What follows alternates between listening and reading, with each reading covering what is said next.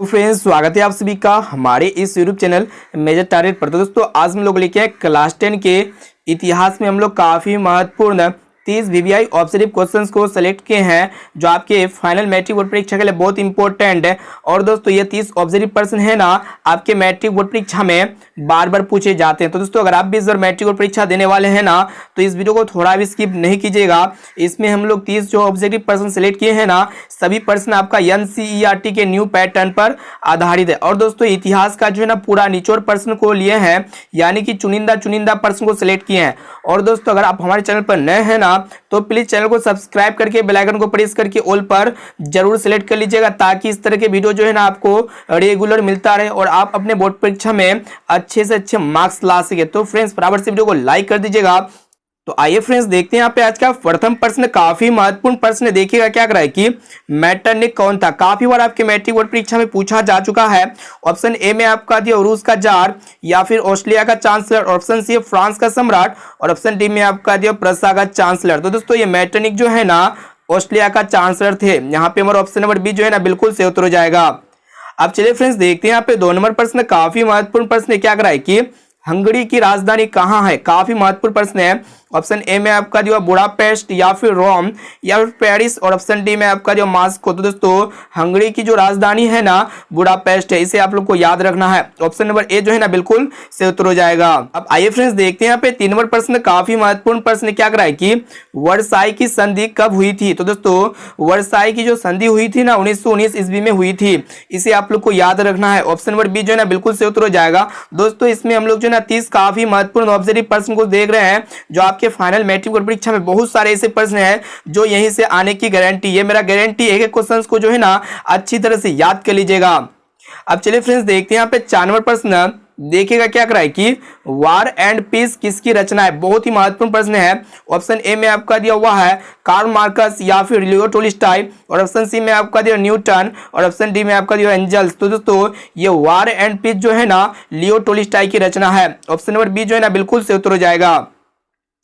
अब आइए फ्रेंड्स, देखते हैं यहाँ पे 5 नंबर प्रश्न क्या कराए कि काफी महत्वपूर्ण प्रश्न है कि रूस के राजा को क्या कहते हैं। बहुत इंपॉर्टेंट प्रश्न है। ऑप्शन ए में आपका दिया हुआ जार, या फिर सम्राट, या फिर सामंत, और ऑप्शन डी में आपका दिया हुआ सेनापति। तो दोस्तों, रूस के राजा को जो है ना हम लोग जार कहते हैं। ऑप्शन नंबर ए जो है ना बिल्कुल से उत्तर हो जाएगा।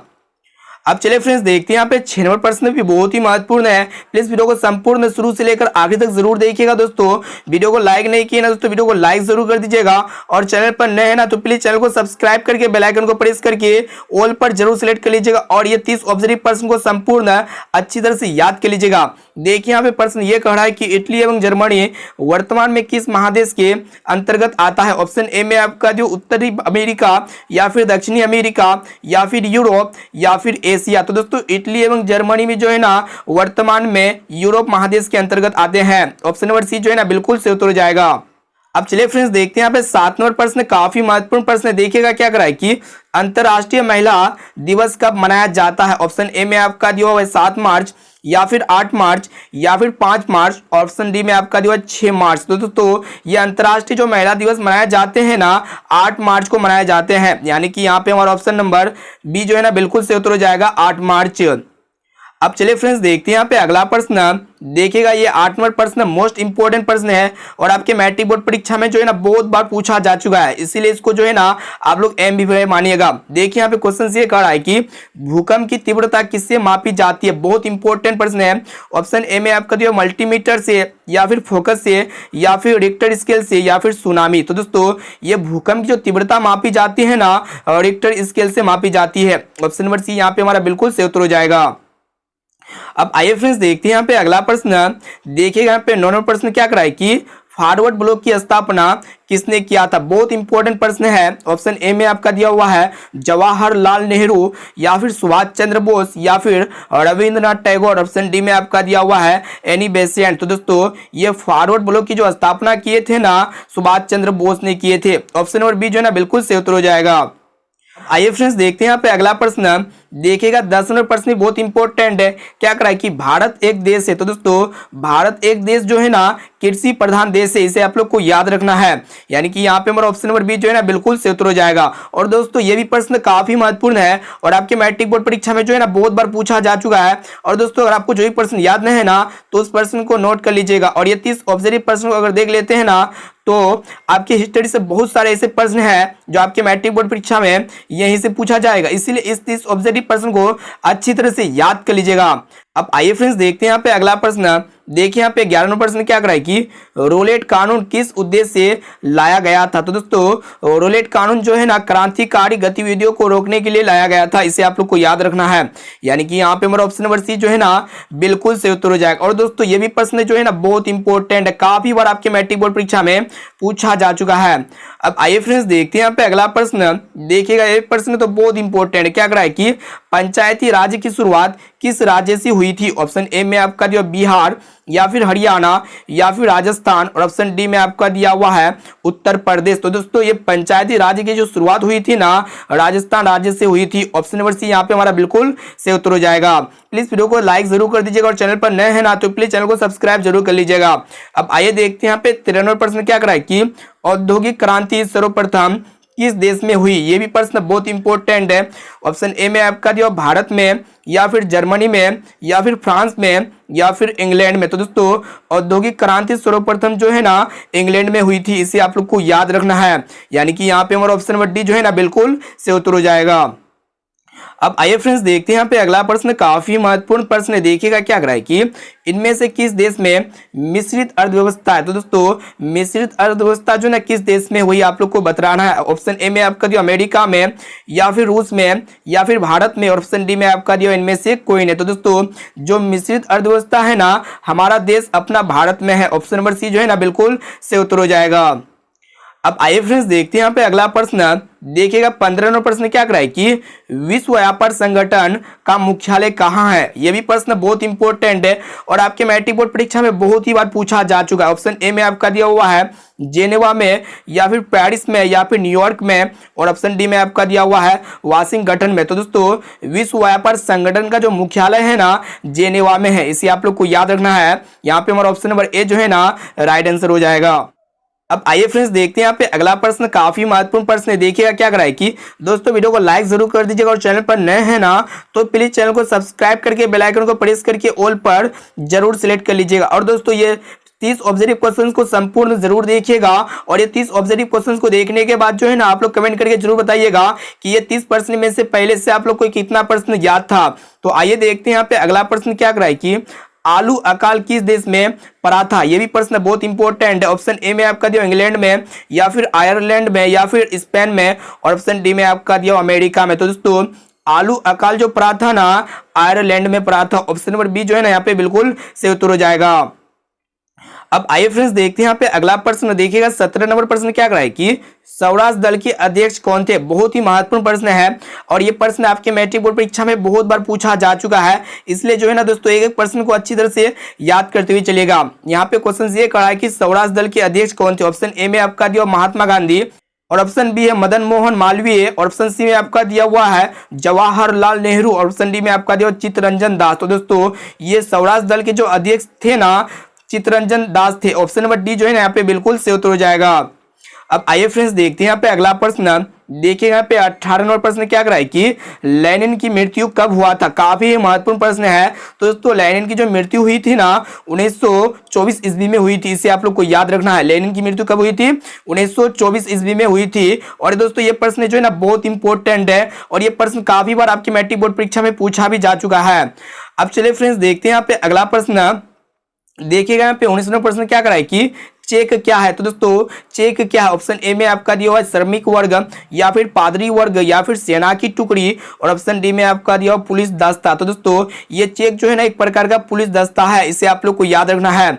यानी कि यहाँ पे हमारा ऑप्शन नंबर डी जो है ना बिल्कुल से उत्तर हो जाएगा।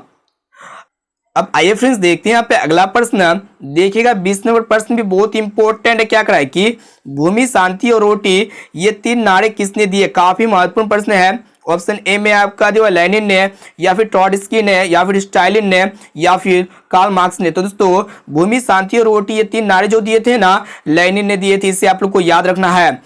अब चलिए फ्रेंड्स देखते हैं यहाँ पे अगला प्रश्न।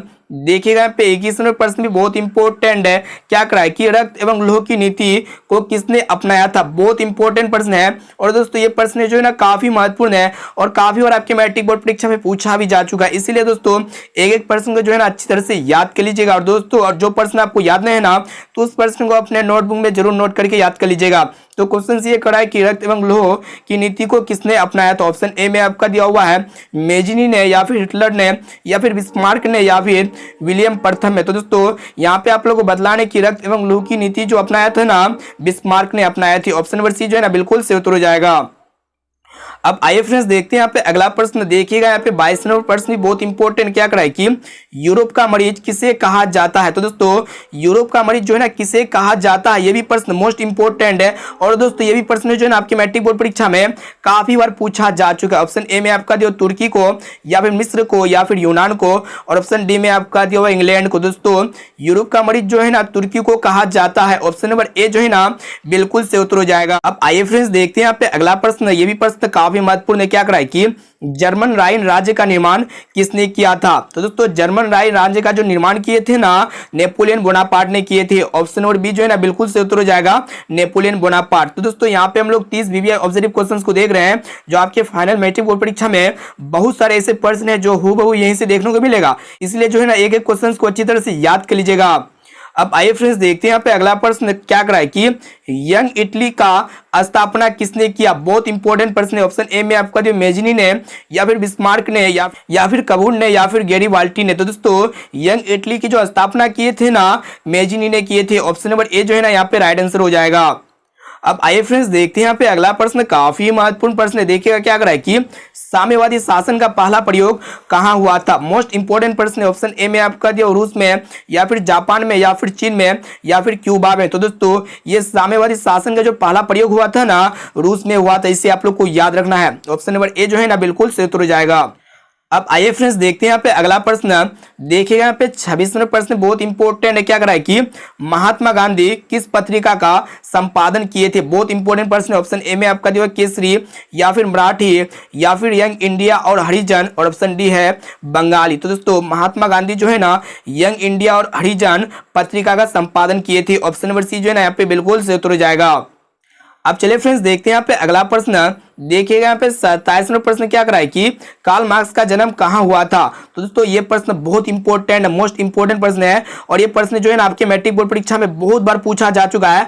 दोस्तों इसको अच्छी तरह से याद रखिएगा। क्वेश्चन ये करा है कि कार्ल मार्क्स का जन्म कहाँ हुआ था? ऑप्शन ए में आपका जो इंग्लैंड में, या फिर जर्मनी में, या फिर इटली में, और ऑप्शन डी में आपका जो रूस में। तो दोस्तों ये कार्ल मार्क्स का जो जन्म हुआ था ना, जर्मनी में हुआ था। इसे आप लोग को याद रखना है। यानी कि यहाँ पे हमारा ऑप्शन नंबर बी जो है ना बिल्कुल से उत्तर हो जाएगा, जर्मनी। अब आइए फ्रेंड्स देखते हैं यहाँ पे 28 नंबर प्रश्न भी बहुत इंपॉर्टेंट है। क्या करा है कि बिस्मार्क क्या था? ऑप्शन ए में आपका जो कवि, या फिर नाटककार, या फिर संगीतज्ञ, और ऑप्शन डी में आपका जो कूटनीतिज्ञ। तो दोस्तों ये बिस्मार्क जो है ना क्या था? कूटनीतिज्ञ था। ऑप्शन नंबर डी जो है ना बिल्कुल से उत्तर हो जाएगा। दोस्तों इसमें हम लोग जो ना 30 वीवीआई ऑब्जेक्टिव क्वेश्चंस को देख रहे हैं। और ये जो 30 वीवीआई ऑब्जेक्टिव प्रश्न है ना, आपके फाइनल मैट्रिक बोर्ड परीक्षा में बहुत सारे ऐसे प्रश्न है जो यहीं से हूबहू देखने को मिलेगा। इसलिए एक क्वेश्चन को जो है ना अच्छी तरह से याद कर लीजिएगा। अब आइए फ्रेंड्स देखते हैं यहाँ पे अगला प्रश्न। काफी महत्वपूर्ण प्रश्न है। देखिएगा क्या करा है कि आधुनिक छापखाना का आविष्कार किसने किया था? बहुत इंपॉर्टेंट प्रश्न है। ऑप्शन ए में आपका जो गुटेनबर्ग ने, या फिर मार्को पोलो ने, या फिर लेनिन ने, या फिर न्यूटन ने। तो दोस्तों आधुनिक छापखाना का जो आविष्कार किए थे ना, गुटेनबर्ग ने किए थे। ऑप्शन नंबर ए जो है ना बिल्कुल से उत्तर हो जाएगा।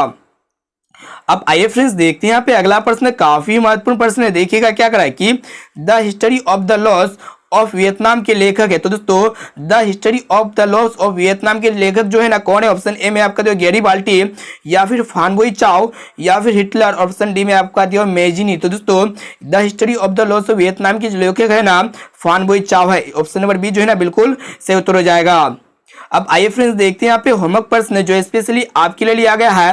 दोस्तों यहाँ पे हम लोग जो ना 30 वीवीआई ऑब्जेक्टिव क्वेश्चंस को देख चुके हैं और ये जो 30 वीवीआई ऑब्जेक्टिव प्रश्न है ना आपकी मैट्रिक बोर्ड परीक्षा में सर ऐसे प्रश्न है जो आपकी मैट्रिक बोर्ड परीक्षा में यहीं से हूबहू देखने को मिलेगा। इसलिए क्वेश्चंस को जो है ना अच्छी तरह से याद कर लेना है और दोस्तों जो भी प्रश्न आपको याद नहीं है ना तो उस प्रश्नों को अपने नोट्स में नोटबुक में अपने नोट्स कर लेना है, ठीक है। तो देखिए यहाँ पे क्वेश्चन ये करा है होमवर्क प्रश्न का कि उजला सोना किसे कहा जाता है। ऑप्शन ए में आपका दिया कपास को, या फिर रेशम को, या फिर जूट को, और ऑप्शन डी में आपका दिया गन्ना को। तो दोस्तों इसका जवाब जो है ना आप लोग को कमेंट करके बताना है कि उजला सोना किसे कहा जाता है। इसका जवाब जो है ना कमेंट करके जरूर बताइएगा। तो दोस्तों वीडियो को लाइक नहीं किए ना दोस्तों वीडियो को लाइक जरूर कर दीजिएगा और चैनल पर नए हैं ना तो प्लीज चैनल को सब्सक्राइब करके बेल आइकन को प्रेस करके जो है ना ऑल पर जरूर सेलेक्ट कर लीजिएगा। और आप लोग कमेंट करके ये भी बताइएगा कि ये 30 प्रश्न में से पहले से आप लोग को कितना प्रश्न याद था। तो दोस्तों इस वीडियो को अपने दोस्तों में एक बार जरूर शेयर कीजिएगा ताकि जो है ना वो भी अपने मैट्रिक बोर्ड परीक्षा में अच्छे से अच्छे मार्क्स ला सके। दोस्तों फिर मिलते हैं जल्दी अगले वीडियो पे।